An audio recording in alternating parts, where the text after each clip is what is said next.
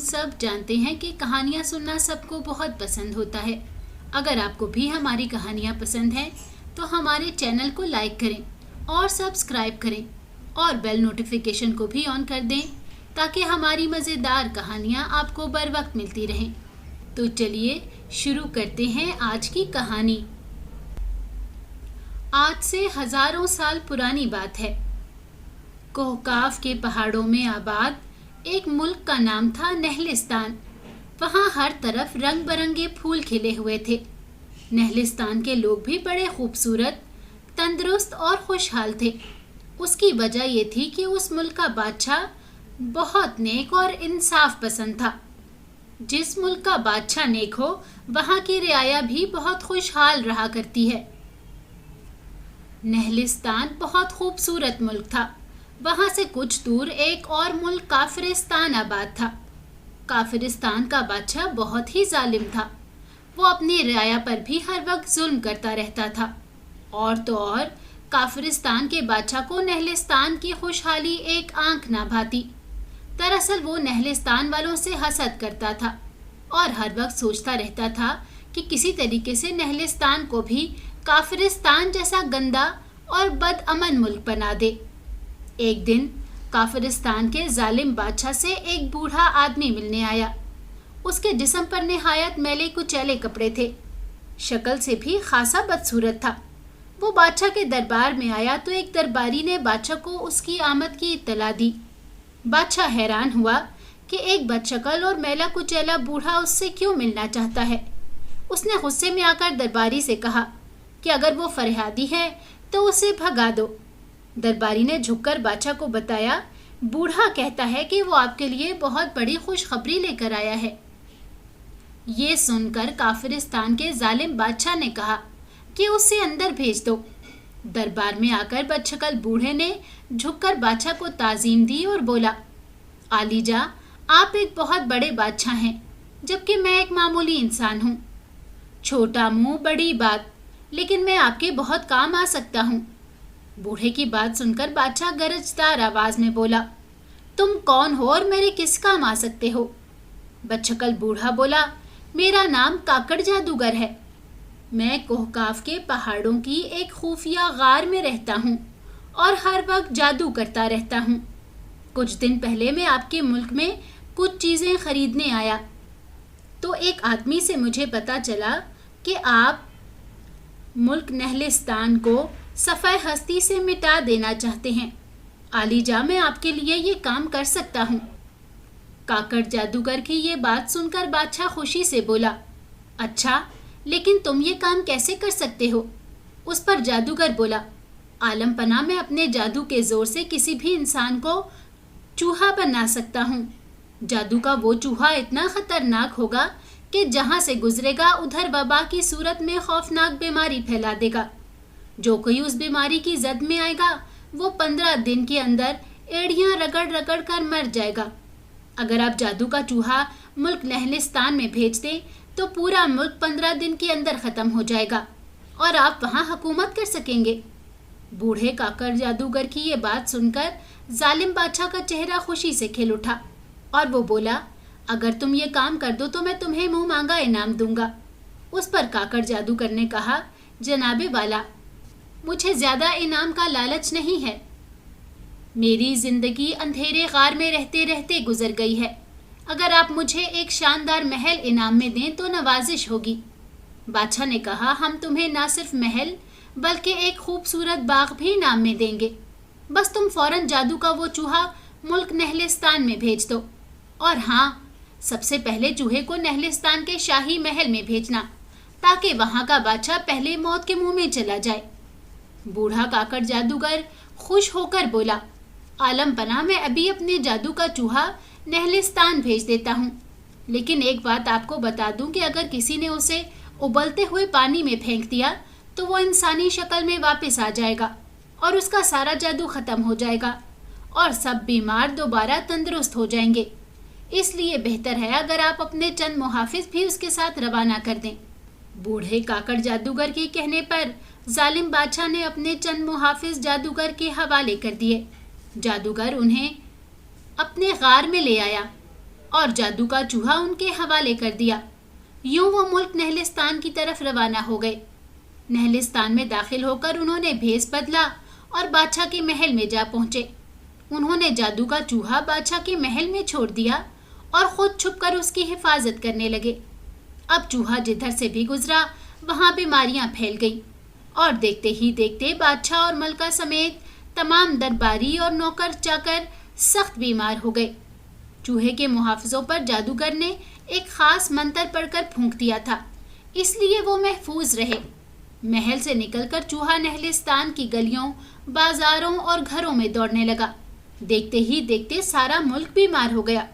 لوگوں کے جسموں پر بڑے بڑے چھالے نکل آئے جن سے خون رسنے لگا۔ اس وقت بادشاہ کا اکلوتا بیٹا شہزادہ گلفام خوش قسمتی سے کسی دوسرے ملک گیا ہوا تھا۔ بادشاہ نے فوراً اسے پیغام بھجوایا کہ وہ ملک نہلستان واپس نہ آئے کیونکہ پورے ملک میں خوفناک بیماری پھیلی ہوئی ہے۔ یہ سن کر شہزادہ نہایت غمگین ہوا۔ اس نے سوچا کہ مصیبت کی اس گھڑی میں اسے ضرور اپنی رعایا کی مدد کرنی چاہیے۔ اپنے باپ کی طرح وہ بھی ایک نیک اور رحم دل انسان تھا۔ چنانچہ وہ گھوڑے پر سوار ہو کر اپنے ملک نہلستان کی طرف روانہ ہو گیا۔ شہزادہ ایک گھنے جنگل سے گزر رہا تھا کہ اسے ایک نورانی چہرے والے بزرگ نظر آئے۔ انہوں نے شہزادے کو اپنے پاس بلایا اور بولے، بیٹا تمہارے ملک پر ایک جادوگر نے اپنے جادو سے وار کیا ہے۔ اس نے وہاں جادو کا ایک چوہا چھوڑ دیا ہے جو ہر طرف بیماری پھیلا رہا ہے۔ میں تمہیں ایک بلی دیتا ہوں۔ یہ بلی اس مردود جادو کے چوہے کو زندہ پکڑ لے گی۔ تم اس چوہے کو گرم پانی میں پھینکو گے تو وہ اصل شکل میں آ کر تمہیں سب کچھ بتا دے گا اور بلی خود بخود میرے پاس واپس آ جائے گی۔ یہ کہہ کر بزرگ نے اپنے حجرے کے دروازے پر جا کر ایک بلی کو پکارا۔ بلی چھلانگ لگا کر باہر نکلی اور شہزادے کے کندھے پر بیٹھ گئی۔ بزرگ اللہ اکبر کا ورد کرتے ہوئے جنگل میں دور نکل گئے۔ شہزادے نے دل ہی دل میں اس نیک انسان کا شکریہ ادا کیا اور اپنے ملک کی طرف روانہ ہو گیا۔ اپنے ملک میں آ کر شہزادے نے بلی کو جادو کے چوہے کے پیچھے لگا دیا۔ تھوڑی ہی دیر میں بلی چوہے کو پکڑ لائی۔ جو ہی شہزادے نے اسے گرم پانی میں پھینکا، چوہا فوراً انسانی شکل میں آ گیا اور چیختے ہوئے کہنے لگا کہ وہ بے گناہ ہے۔ یہ سارا کیا دھرا کافرستان کے ظالم بادشاہ کا ہے۔ شہزادے نے چوہے کے محافظوں کو بھی پکڑ لیا۔ جادو کا زور ختم ہوتے ہی ساری رعایا دوبارہ تندرست ہو گئی۔ شہزادے کے کارنامے پر ہر کوئی خوش تھا۔ اس کے بعد شہزادے نے کافرستان کے ظالم بادشاہ سے جنگ کی اور اسے تہس نہس کر کے کافرستان کو بھی اپنے ملک نہلستان میں شامل کر لیا۔ اس دن کے بعد ساری رعایا ہنسی خوشی زندگی گزارنے لگی۔ آئیے چلتے ہیں آج کی دوسری کہانی کی طرف۔ ایک دفعہ کا ذکر ہے کہ کہیں دور ملک میں ایک بادشاہ حکومت کرتا تھا۔ اس کا ایک بیٹا تھا۔ جب شہزادہ جوان ہوا تو بادشاہ کو اس کی شادی کی فکر لاحق ہوئی۔ شہزادے نے شرط رکھی کہ وہ صرف اور صرف خوبصورت اور حسین و جمیل شہزادی سے شادی کرے گا۔ شہزادے کی خواہش کی وجہ سے نزدیک کے تمام ملکوں میں شہزادی کی تلاش شروع ہوئی، لیکن کافی دن گزر جانے کے باوجود بھی کامیابی نہ ہوئی۔ شہزادے کو ہر شہزادی میں کوئی نہ کوئی خامی نظر آتی۔ کافی تگ و دو کے بعد جب کامیابی کی کوئی صورت نظر نہ آئی تو شہزادہ مایوس ہو گیا اور اسی مایوسی کی عالم میں اس نے اپنے مساجین کو واپس روانہ ہونے کا حکم دیا۔ ایک روز ملکہ اور بادشاہ اپنے محل میں بیٹھے شہزادے کی شادی کے بارے میں باتیں کر رہے تھے۔ بہت زبردست طوفان اور بارش تھی۔ اتنے میں انہوں نے ہلکی دستک کی آواز سنی۔ شہزادے نے دروازہ کھولا تو وہ باہر دیکھ کر حیران رہ گیا۔ وہاں ایک انتہائی خوبصورت لڑکی کھڑی تھی۔ اس کا لباس بارش کی وجہ سے بھیگ چکا تھا۔ وہ سردی سے ٹھٹر رہی تھی۔ اس لڑکی نے شہزادے کو مخاطب کرتے ہوئے کہا کہ میں قریب کے ملک کی شہزادی ہوں۔ محل سے سیر کے لیے نکلی تھی کہ ساتھیوں سے بچھڑ کر اس طوفان میں پھنس گئی۔ میں کچھ وقت کے لیے اس طوفانی موسم سے پناہ لینا چاہتی ہوں۔ شہزادے نے ایک طرف ہٹتے ہوئے اسے اندر آنے کا راستہ دیا۔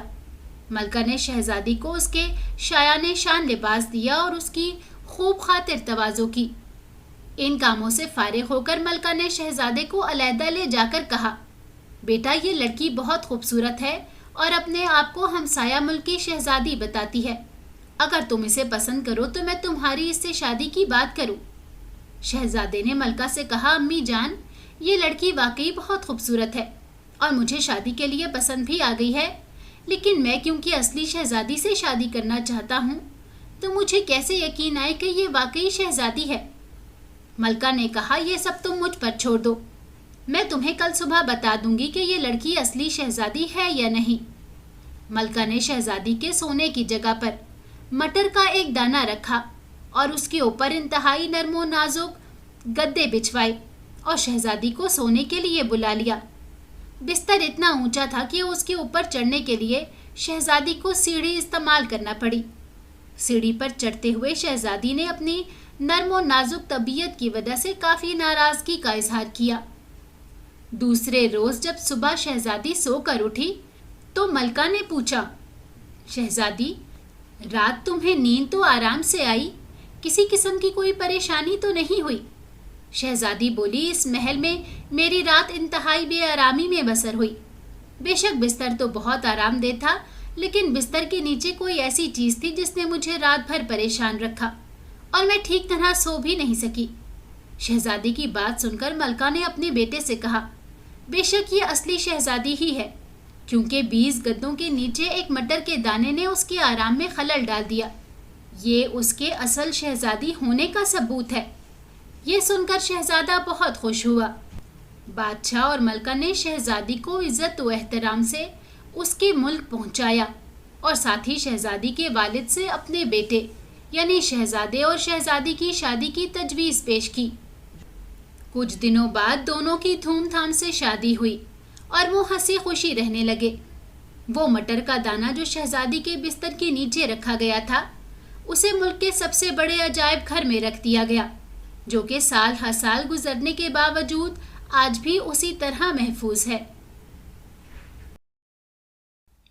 अगर आपको हमारी कहानी अच्छी लगी है तो हमारी वीडियो को लाइक करें और हमारे चैनल को सब्सक्राइब करें और कमेंट सेक्शन में अपनी कीमती राय का इजहार करना ना भूलें।